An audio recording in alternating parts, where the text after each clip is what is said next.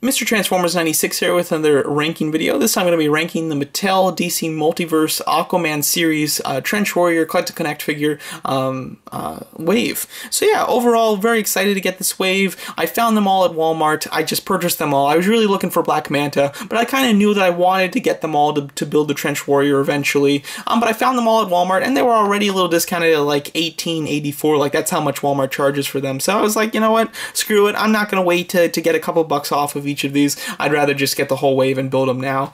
So that's what I did, and yeah, I have them all here. I have done individual reviews for all of them. If I haven't posted them all yet, they will be posted. So you can find the individual reviews of all of these characters on my channel. You know, if not now, eventually, quite soon.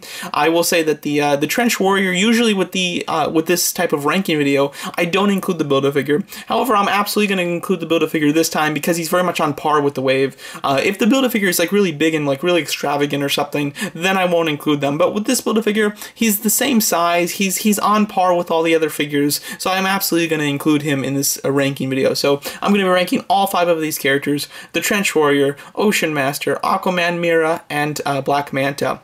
So yeah. So overall, I'm not necessarily saying what's the best figure.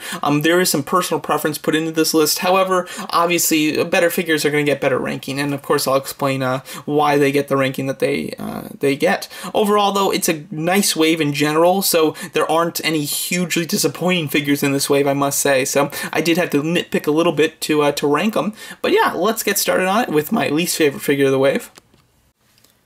Alright, in last place I'm going to have to put Mira. I actually do like this figure quite a bit. I like the water accessories that she comes with, and I like a lot of the paint on her. My biggest issue with her is the face sculpt, and that's kind of what lands her as the last spot. The face sculpt doesn't really represent Amber Heard, and you know, like the likeness isn't quite there. I will say that the red on the hair is nice, but it's a little more orangey than I would have liked. I would have liked it a little bit deeper of a red. I think that would have looked slightly better and more accurate to the film as well. So this is a good figure. I do like it, but again, face sculpt is by far the weakest of the series. You can't argue that. And just, you know, based on that alone, it definitely has to be my least favorite figure of the wave. Alright, and in 4th place, I'm going to have to put King Orm, or, you know, the Ocean Master. Overall, I do like this figure. I think it's nice, and personally, color-wise, just for me personally, silver and purple are like awesome together. I really love him. Purple is my favorite color. But a lot of the reason I put him in this low of a position is because of the color. It looks toyish together. Now in the movie he has those colors, so I can't complain. But the issue is in the movie they're a lot shinier. The helmet is like chrome practically, and the silver is extremely shiny. And then the purple is very metallic. And this is a shinier figure. It definitely is, but it's not as shiny as it needs to be. And because it's lacking the shine, it definitely does take it down to make it look a little bit more toyish. And then I think that the abs just look a little weird. They're very flat, and they're using such a matte, pastel-y purple that it's just odd with the slightly shinier purple that's around it. Like it just makes the abs, you look right at the abs, and you don't look at them in a good way. They look odd. So overall, definitely deserving, you know, a lower spot on this list, but a good figure overall.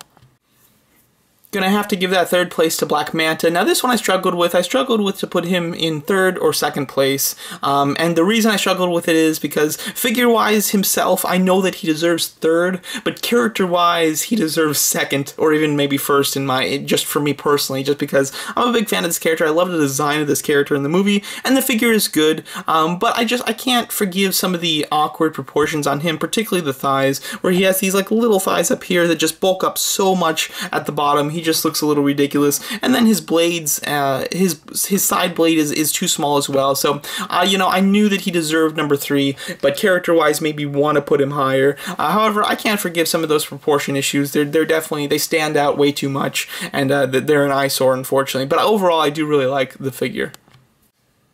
2nd place is going to have to go to Aquaman. I decided to put him fairly high in this list because, you know, I really don't have a ton of complaints about him. The face sculpt actually looks better and better to me every time I look at it. Like, from all angles, it really does represent the actor as this character. My only issue with it is the hair is a little too thin. It looks wet. I just wish that the hair had a little bit more volume to it because otherwise it doesn't look like he has much hair. But the rest of the figure is really nice. I like the proportions on him a lot. I love the way they did the feet.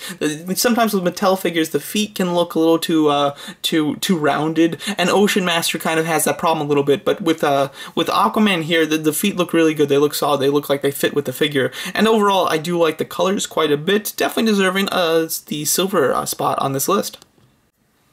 Alright, in the number 1 spot, I'm going to put the Trench Warrior, which was the Collect and Connect figure of this series. Overall, I actually really like this figure. It's quite nice. Now, Collect and Connect figure should be slightly better than the average figure in the wave, but he is so on par with everybody else on the wave that he absolutely deserved to be in this ranking. But because he is a Collect and Connect, I think that they did him slightly better.